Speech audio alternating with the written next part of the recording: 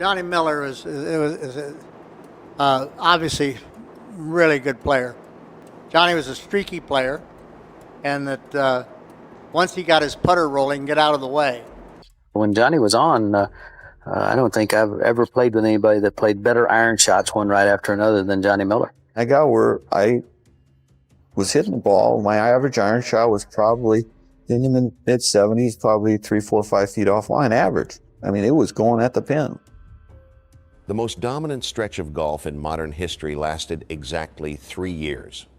The man responsible won 8 tournaments in a single season, shot back-to-back 61s in consecutive weeks, and beat Jack Nicklaus, Arnold Palmer, Super Mex, and Gary Player, all in the same afternoon.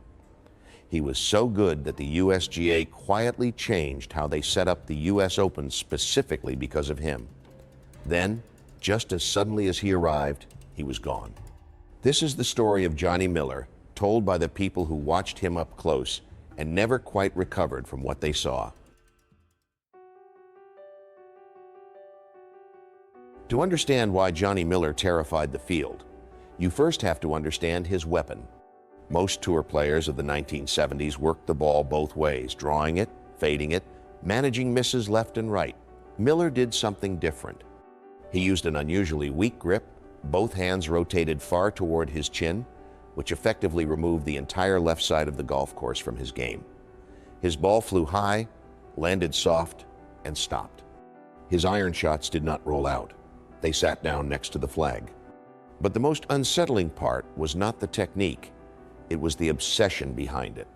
When I felt my iron game was at its peak, I'd sometimes ask my caddy for the distance to half a yard. Half a yard.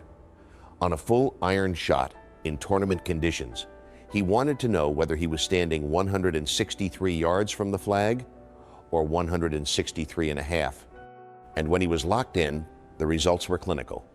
When I won at Tucson by 9 shots in 1975, I would say the average iron shot I hit that week was no more than 2 feet offline. It was unbelievable. I played some golf that I think is unequaled. 2 feet offline, average, for an entire week on the PGA Tour. The players who competed against Miller did not struggle to find words. Fred Couples, one of the most gifted ball strikers of the generation that followed, gave a simple verdict. Probably the best ball striker ever. Jack Nicklaus was equally direct. The best short iron player ever. 2 men, 2 different generations. One conclusion. There is one moment that captures better than any statistic just how deeply Johnny Miller had gotten inside the minds of his rivals. It was 1975. On a practice range one afternoon, Jack Nicklaus walked over and asked what Miller was working on. This was not a small thing. Nicklaus was the most self-contained competitor in the game. He studied opponents to find weaknesses, not to borrow ideas. The fact that he approached Miller at all said something. Miller told him he was focused on impact specifically, training his eyes to freeze frame the exact moment the club face met the ball. Nicklaus paused, then responded, "No, you're not. Nobody can think about impact." Miller recalled the exchange years later. I said, "I'm working on impact." There was this long pause, and he said, "No, you're not. Nobody can think about impact." But I had worked on it so long that I could feel where my club face was at impact. Nicklaus was wrong.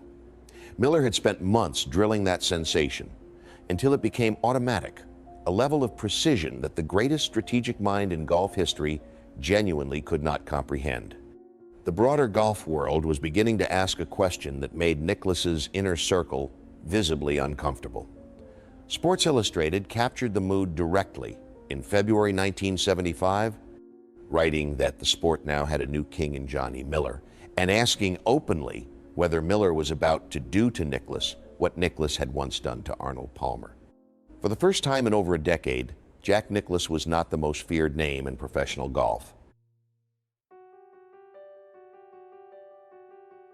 Numbers can be manipulated. Winning margins can be explained away by weak fields, favorable conditions, fortunate bounces. But there are moments when the arithmetic simply refuses to be dismissed. January 1975, Miller arrived at the Phoenix Open and shot a second round 61 on his way to winning by 14 shots. The following week, at the Tucson Open, he shot a final round 61 and won by 9 shots. 2 tournaments, 2 consecutive weeks, 2 rounds of 61, a combined winning margin of 23 shots. Sports Illustrated searched for a category to place this in and could not find one, writing, "Miller's combined winning margin of 23 strokes must rank as some sort of record without a category. No one in the history of the PGA Tour had fired 61 in back-to-back weeks. Not Nicklaus, not Palmer, not Ben Hogan." And the margins were not the result of a weak field collapsing. These were full tour events against the best players in the world. Miller himself described what it felt like from the inside. It was sort of golfing nirvana. That was all he offered. No detailed explanation, no technical breakdown, just nirvana.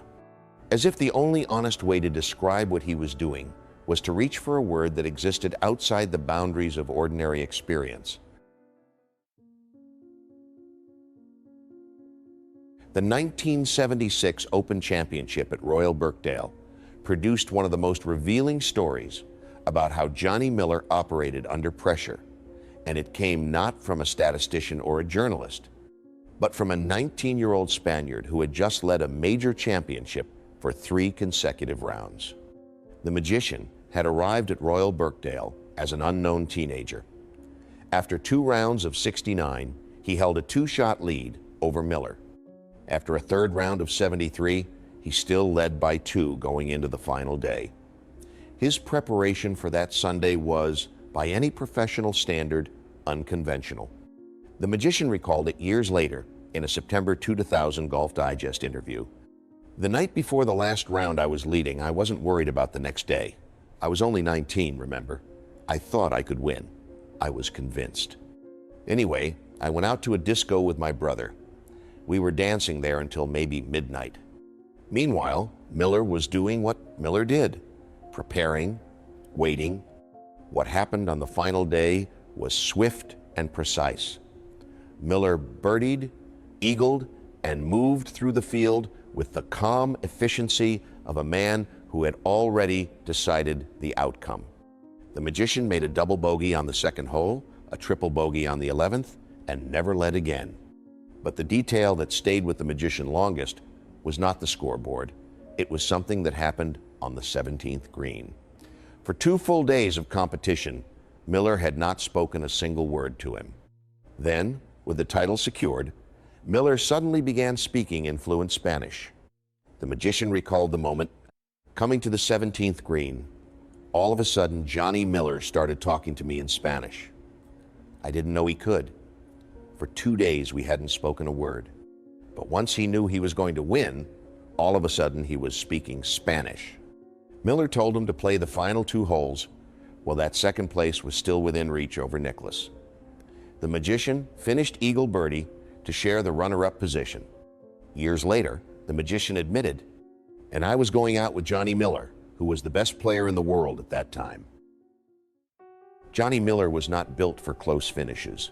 That was not modesty, it was self-knowledge, and he stated it without apology. Most elite competitors thrive in the final round when the margin is tight, when 1 shot separates victory from defeat. Nicklaus was the master of that situation. He wanted to be 1 shot back entering the final round, then apply pressure when it mattered most. Miller operated from the opposite end of the spectrum entirely. I wanted to be 8 shots ahead.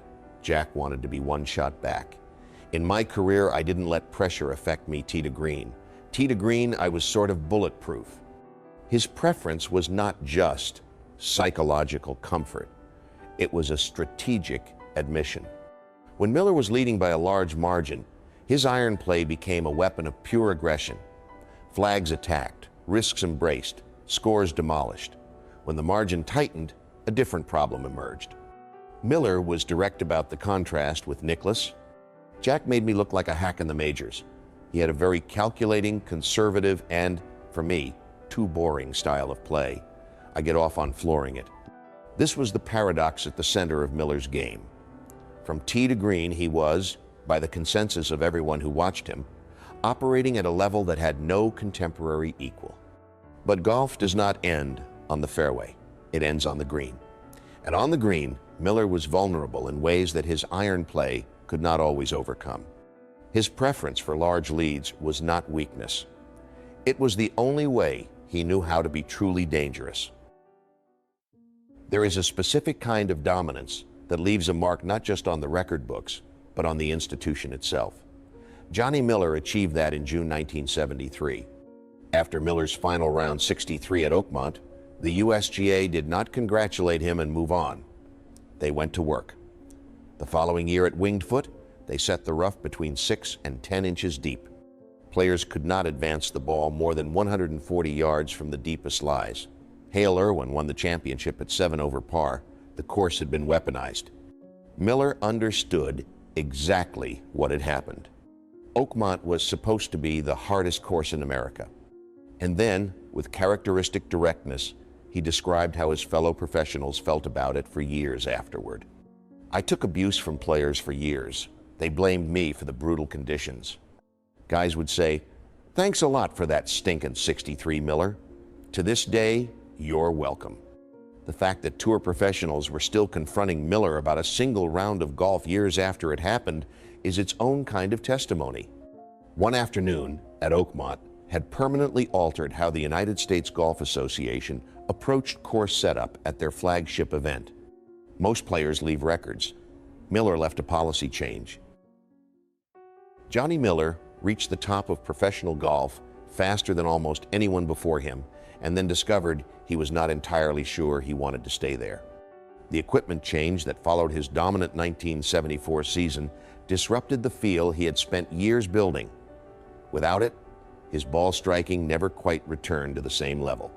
And when the consistency from tee to green faded even slightly, the problems on the green became impossible to hide. Miller had always been candid about his green reading struggles. In a 1997 Shell's Wonderful World of Golf match against Nicklaus at the Olympic Club, a course where Miller had grown up, his short game on the green collapsed entirely. He took 7 three-stroke sequences on the green over the course of the round. When the episode was edited for television, 5 of them were removed out of mercy. Miller described the experience directly. "I couldn't hole a short one. There is no worse feeling than standing over a short stroke on the green knowing you've got no chance to make it." But beneath the technical problems was something deeper. Miller had accomplished what he set out to do. He was a devoted family man with 6 children. The travel wore on him. The expectations exhausted him. And he was honest enough to admit it. "I didn't value enough what it was to be a champion." And then, with a perspective of distance, he offered the line that best explained the gap between his talent and his legacy. "When I got to the mountaintop, I kind of looked at the scenery and wondered, now what? When Jack got there, he said, 'Where's the next mountain?' That single difference in temperament, more than any equipment change or technical decline, separated a 3-year reign from a lifetime of dominance." When a player's career ends, the assessments that matter most come from those who stood closest, the rivals who faced him, the observers who chronicled him, and the institutions that ultimately judged where he belonged in history. Even during Miller's years of decline, Nicklaus never dismissed him. When Miller was deep in his slump in the early 1980s, struggling to find any consistency, Nicklaus told him something that Miller carried for years. "Jack was one of the reasons I came out of my slump. He said, 'You don't have to worry about John, he'll be back.' And I was thinking, I didn't know that. I thought I might be history. When he said that, it really helped. That is not the language of a rival writing off a fading competitor. That is the language of one great player acknowledging the permanent standing of another." The legendary Sports Illustrated writer Dan Jenkins, who covered golf for decades and chose his words carefully, wrote after Miller's victory at Royal Birkdale in 1976, "The world heard what it has been waiting to hear from Johnny Miller since he sent everyone into collapse with his last round 63 to win the 1973 U.S. Open. Now he has a second major triumph, and that is what he needed to go along with the royalty of his stride and the assumption his own that he belongs in a category with Jack Nicklaus. The World Golf Hall of Fame, in its own assessment, was equally unambiguous.